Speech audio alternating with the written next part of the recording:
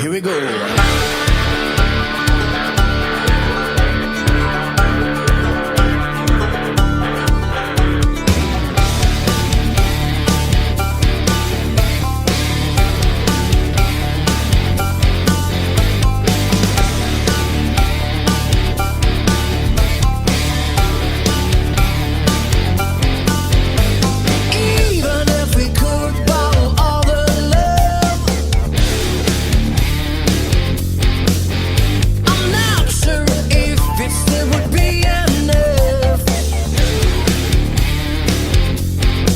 Welcome to another episode of Beer Show and B. Bienvenue à un autre épisode de Beer Show and B.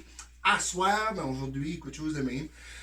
J'ai un guest important avec moi. Puis on fait. C'est un gros spécial, si je bien dire. C'est Stéphane Comeau. Salut. Il est auteur, compositeur, interprète de musique. De quel genre? Je fais ce qu'on appelle la prostitution musicale. La prostitution. So, in a nutshell, if you pay me, I'll play it. OK. Je joue un petit peu de tout. Mon influence a commencé longtemps passé dans la heavy metal. Oui. Puis après ça, de très jeune âge, j'ai commencé à jouer avec des bands plus âgés. Fait que j'ai découvert le blues, le rock, le country. Puis quand j'ai commencé à faire ça, à un moment donné dans ma vie, pour vivre, les places que je jouais, c'était beaucoup du social, du cha-cha, du foxtrot, du triple swing. So, j'ai une grande connaissance de différents styles de musique. So, ma musique à moi reflète un peu ça. Ça fait que quand je compose, c'est un mix de rock, un mix de blues, un petit peu de tout. Là. OK. C'est mes aventures. So he grew up on heavy metal. There you go, Yes. Metallica. Oh, yeah. What was your biggest influence to start music? I started music at a weird way. How I started. Do we do this French, English, both? Les deux. They do, bilingual. When I was about 12, my mom purchased my brother a guitar for Christmas, and he opened it up, and I when he put it down, I picked it up and I started playing AC/DC Thunderstruck. Okay. So, and I never played guitar. Okay. So she said, okay, let me maybe put you in guitar course. I started taking guitar lesson at that age. Probably 6 or 7 months after that, I was already playing in bars, playing for different bands. And my influence at that time was Metallica. I was a big Metallica, Megadeth. Those were the type of bands that I grew up on. But when I started playing in bars, that was not the music I was playing. It was more Santana, Stevie Ray Vaughan, Eric Clapton, the Blues Brothers. Yeah. So I guess that, as a whole, that's what developed probably more my style. Because right now, I do still write heavy metal music, but it's not what I'm releasing. It's just more for me. Yeah. But my roots are rock driven. Rock driven. Yeah. Je sais que avant que tout ça ici, ça a commencé, là, t'étais dans une band, je pense que c'était Here Nation. Ouais, ça c'était une des bands que je jouais avec, Hair Nation. J'ai fait plusieurs, des orchestres.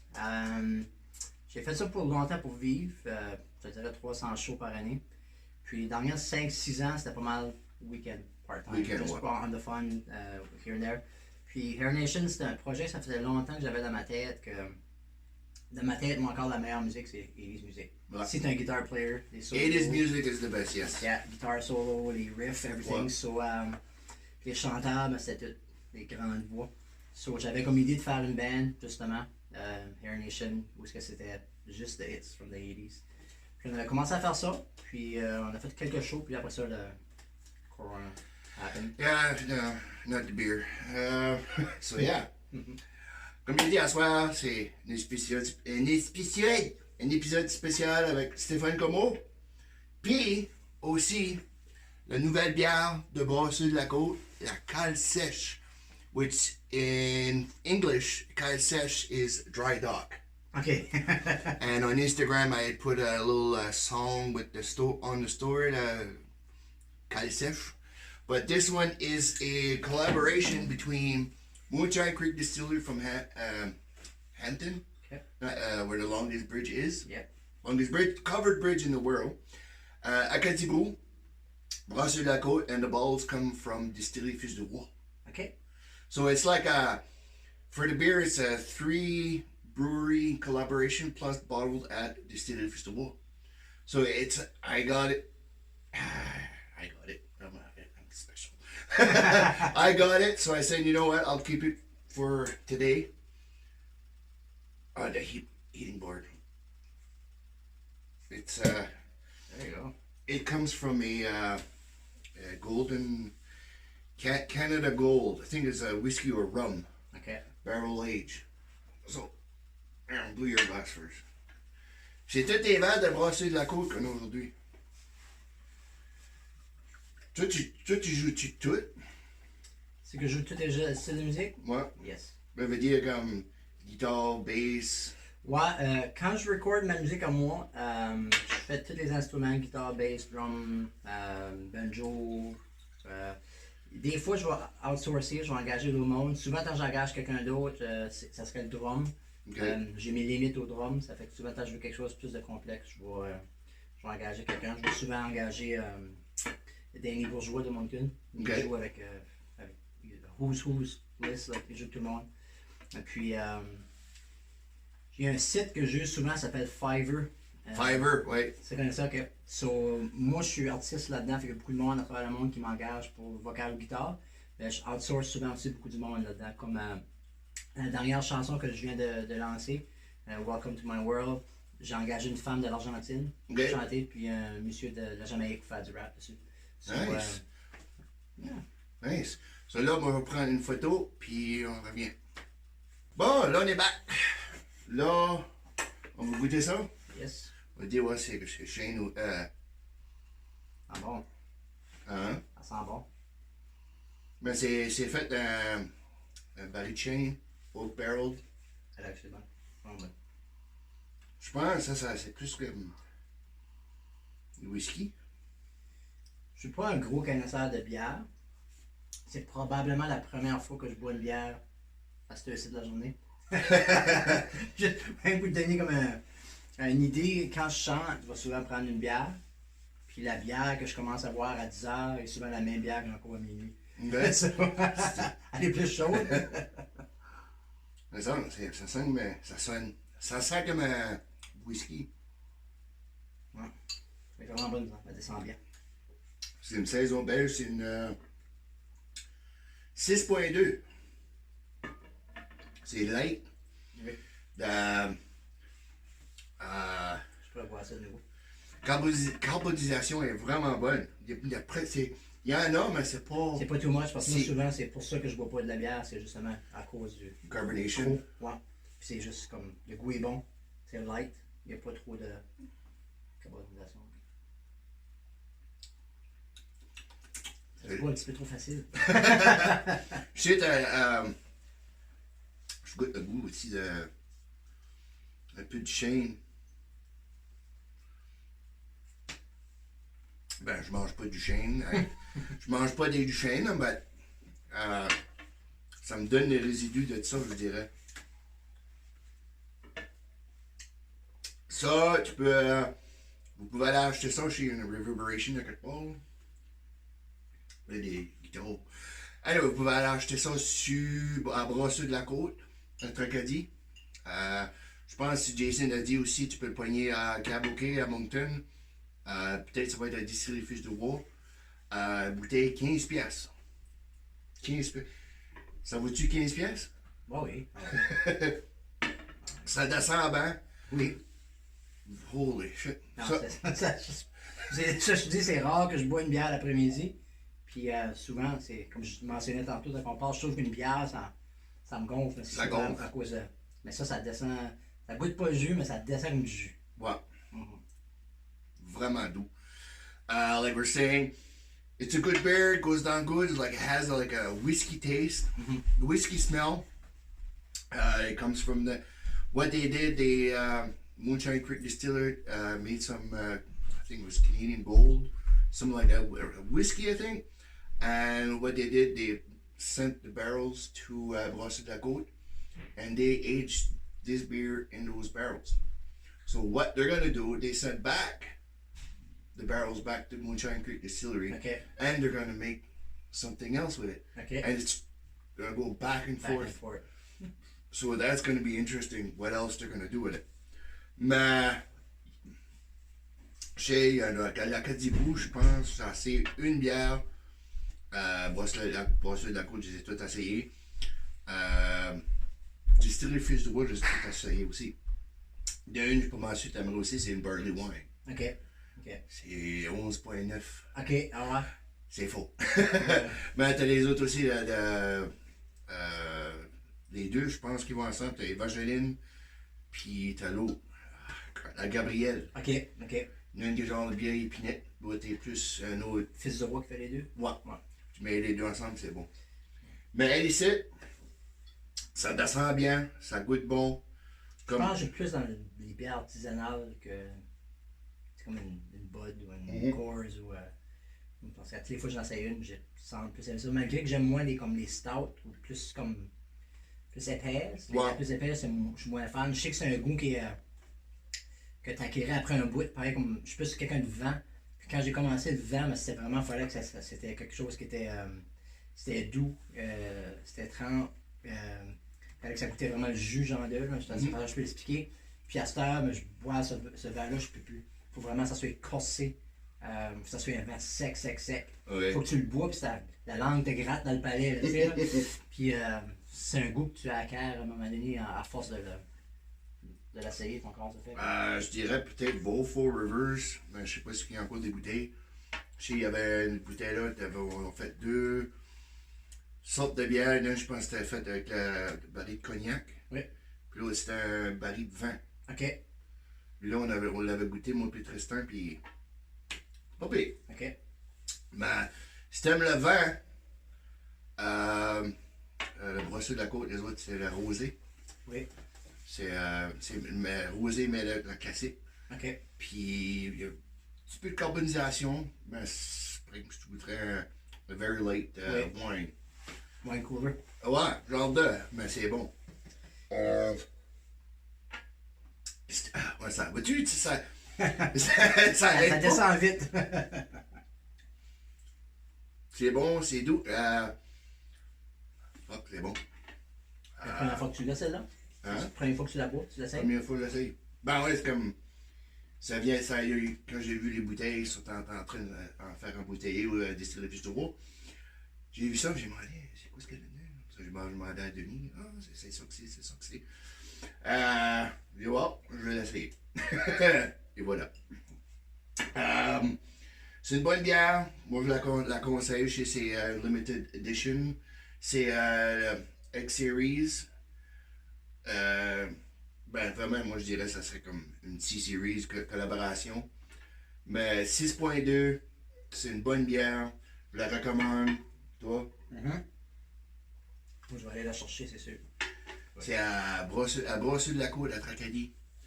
Moi, la note, je boirais ça toute la soirée, mais je boirais en modération. Oui. Parce que c'est une 6.2, ça descend bien. Après un bout, tu peux voir que ça va te taper, tu vas te lever de bout, tu vas te mettre à terre tout de suite. Mais ça fait quoi? Ça fait 5 minutes qu'on boit, puis. Exactly. C'est ça. Ça descend quand même assez vite. Là. Ça descend trop bien. Moi, je donnerais ça un 10. Un sur les bonnes. C'est combien? Hein? 10 sur quoi? Non, 1 sur 10. 1 sur 10? Moi. Okay. Comme sur Untap, les autres, t'as 1 à 5. Moi, je vais me faire ça 1 à 10. J'ai déjà dit que mes ratings, là. Oui. Fuck. Je donnerais ça un 9.5, 9.6. Ok. Toi, il suffit que t'es pas trop un gars de bière. Mais je le rankerais quand même assez haut, justement parce que je peux moi. Le problème avec moi, quand que je bois une bière, souvent, je vais la boire, puis c'est plus comme pour socialiser. Je vais boire juste un peu, sipper, puis c'est pour ça que je vais aller boire d'autres choses. Je vais plus comme du rum and coke ou un verre de vin ou du faux, quelque chose comme ça. C'est plus my usually drink of choice to go to. Mais malgré que celle-là, je pourrais dire que c'est probablement la bière que j'ai bu la plus vite depuis que je bois de la bière. Je pourrais voir que ça pourrait être dangereux avoir 2-3 bouteilles comme ça. Surtout c'est une belle journée de soleil. Ouais. Elle descend bien, le goût est bon, c'est facile à boire. Puis t'as pas besoin d'être un connaisseur. Un connaisseur, elle goûte juste bon. Fait que pour ça, moi, ça se pourrait dire 9.5 facile dans There you go, 9.5. So yeah, so là, On a donné notre rating, puis ça, puis ça. T'as-tu une chanson que tu peux chanter pour nous autres? Une chanson, yes. Je préfère Ben, ça. avec de la guitare, là. Ouais, Pas chanter à cappella, là. pas à cappella. So, on va finir ça, puis on vient back avec une chanson de Stéphane Como. Sur un béton. C'est une petite chanson que j'ai composée pour le monde qui va au camping l'été. Puis, prendre un petit drink, justement. Une chanson que j'appelle Noël des campeurs.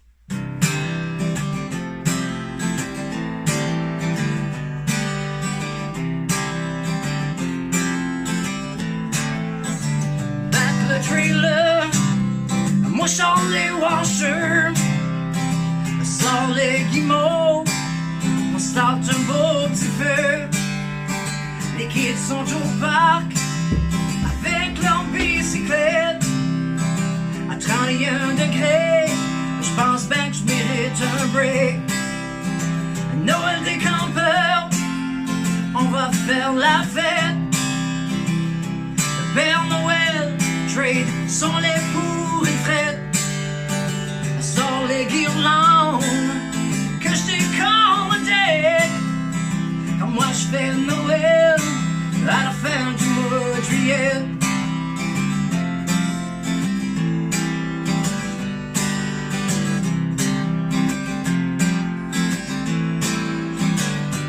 Les nids rouges, c'est plus juste pour les reines.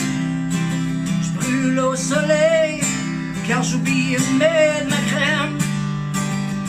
Les lutins se promènent en side by side. Autour du parc, l'ambiance est à un all-time high. Le Noël des campeurs, on va faire la fête. Le Père Noël trade sont les pour et frettes. Sors les guirlandes que j'ai collé. Comme moi je fais Noël à la fin du mois de juillet. Noël des campeurs, on va faire la fête. Le Père Noël trade sont les pour et frettes. Sors les guirlandes que j'ai collé. Comme moi je fais Noël à la fin du mois de juillet. Moi je fais Noël à la fin du mois de juillet.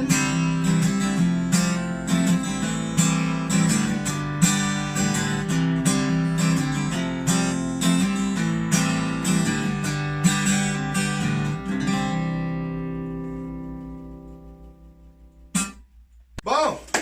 Merci Stéphane pour la belle toune. Thank you. Noël 1 juillet, je sais ça c'est une affaire de campeur. Yes, yes.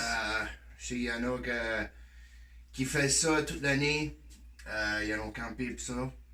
Ça c'est une bonne chanson pour eux autres. Yes, yes. Ça. Petite chanson au bout du feu. Ouais. So, si le monde veut écouter ta musique, à où est-ce qu'ils peuvent aller? Je vis dans l'ère digitale. So, j'ai 3 albums présentement. J'en ai lâché un en 2019, 2020, 2021. Ok. Je suis présentement en train de travailler sur 3 albums. Souvent, le monde va demander pourquoi est-ce que je fais des albums aussi comme rapides que ça. Je fais pas de tournée, je fais plus de spectacle. Souvent, quelqu'un va faire un album, va faire une tournée pour le milk it. Ouais. Puis, je l'ai fait en masse, j'ai plus vraiment le temps avec ma profession et tout ça.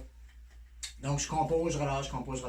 Présentement, mes albums sont disponibles sur YouTube, Spotify, iTunes, Shazam, TikTok, n'importe quelle plateforme que quelqu'un download de la musique. Ouais. Mon nom d'artiste, c'est Stéphane Como, K-O-M-O. Puis aussi le site Bandcamp. Bandcamp, oui. Qui est un site où il y a beaucoup d'artistes vont là parce que c'est un site où on peut encore vendre notre musique à 99 cents la chanson puis recevoir peut-être un gros 68 cents de ristourne, de revenus. On vient pas riche avec ça, mais on peut faire un petit... ça nous encourage. Mais toutes les plateformes digitales, c'est là que tu peux l'avoir. J'ai sorti mon premier album en CD. OK. Mon deuxième, je l'ai fait, c'est sur une clé USB en forme de cassette. Puis cool. le troisième, je l'ai fait, c'est strictement digital. Donc, going forward to the digital. Digital. Bon, ouais. Parce que là, si tu commences à vendre des CD, mais là, ça va être ça va te coûter pour les CD, ça va te coûter pour le printage, pour les cases, pour s'envoyer ça. C'est ça. C'est que de plus en plus, la musique, c'est plate à dire, mais la musique, c'est comme une carte d'affaires. So, quelqu'un qui va composer de la musique pour un musicien, c'est plus pour dire, gars, j'ai composé ça, voici combien de likes que j'ai, voici combien de downloads que j'ai, je peux-tu jouer dans ton bar, dans ton festival. Fait, c'est vraiment plus pour ça. Puis, quand j'étais jeune, le premier spectacle que j'avais vu, c'était Metallica. J'avais payé 56$ pour un billet. Puis à cette heure, la dernière fois que j'ai vu Metallica, c'était 450$ pour un billet. Puis il y avait des tables en tous les coins qui vendaient des t-shirts, des cassettes, des casques. So, la marchandise est rendue une grosse partie parce que le monde fait plus d'argent avec la musique en tant que telle. So, c'est vraiment c'est merch, concert ticket. J'ai pas de merch, je fais plus de concert. Donc, I'm just doing it out of love. Ça joue un peu partout. C'est comique parce que c'est international. On voit tout le temps les stats. Puis j'ai des downloads en Inde, en Russe, en Netherlands, un petit peu partout. Mais vraiment, sans les spectacles, c'est ça qui est le revenu d'un musicien. C'est ça. So, hopefully, pour mes amis qui font encore ça, le COVID va arrêter dans pas longtemps parce que... Hopefully! J'ai hâte. Anyway, allez le suivre sur Instagram aussi, Stéphane Como. T'es sur Facebook. Yep. YouTube, TikTok. Yep. T'es partout. Everywhere. Bandcamp. This one time at Bandcamp. Le monde, c'est pas pour ça qu'il a fait ça, mais... Allez, watchez American Pie, vous allez savoir. Je joue pas de flûte. Non, pas de flûte. Merci d'avoir watché cet épisode 7 de Beer Show &B. On boivait la cale sèche de Brosse sur la Côte, une collaboration entre Acadie Brew, Moonshine Creek Distillery, puis embouteillé à Distillery Fistouard. En soir, j'ai demandé, cet après-midi, mon invité spécial, c'était Stéphane Como, avec la belle tune qu'il nous a faite. Merci d'avoir watché et allez écouter sa musique. Et that's it. Thank you. Salut!